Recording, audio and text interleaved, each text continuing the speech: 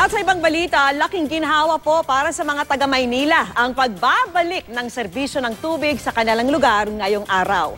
At ang mas magandang balita, hindi na raw matutuloy ang ikalawang round ng Tigil Supply sa susunod na linggo. At nakatutok si Mark Salazar.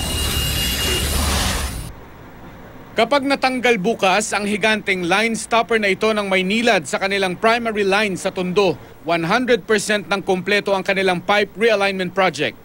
Pero alas 9 ng umaga pa raw kanina, naibalik ang serbisyo ng tubig sa mahigit 3 milyong customer ng Maynilad at hindi na itutuloy ang second round ng interruption sa Lunes at Martes. Kailangan po lamang mag-build up ang water pressure sa aming main lines bago tuluyang bumalik ang normal na supply sa aming mga customers. Bago po matapos ang araw na to, normal na lahat po yung pressure doon sa mga customers natin. Tanghali na nang tumulo ang tubig sa gripo ni Marilyn, di kalayuan sa realignment project sa Tondo. Pero pasalamat pa rin siya dahil sa wakas, makakapaglinis na raw ng bahay ang ginang. Yan ang pinakakailangan ng mga nanay. Mag-prepare ka ng pagkain, kailangan mo ng tubig. Maglilinis ka, kailangan mo pa rin ng tubig.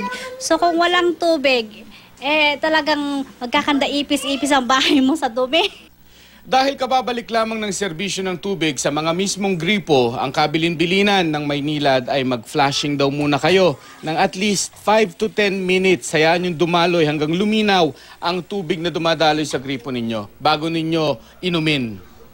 Sa mga unang oras ng pagbabalik serbisyo, inaasahan ng Maynilad na sabay-sabay magbubukas ng gripo ang mga nawalan ng tubig ng ilang araw na magpapahina ng pressure sa mga tubo.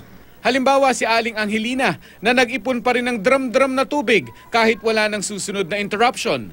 Kasi yung balita namin, 17-18 mawawalan pa rin.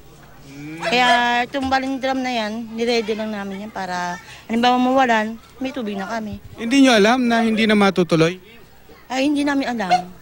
Sa Barangay 107 sa Maynila, marami pa rin ang nag-iipon ng tubig para lang daw makasiguro. Mark Salazar, nakatutok, 24 oras.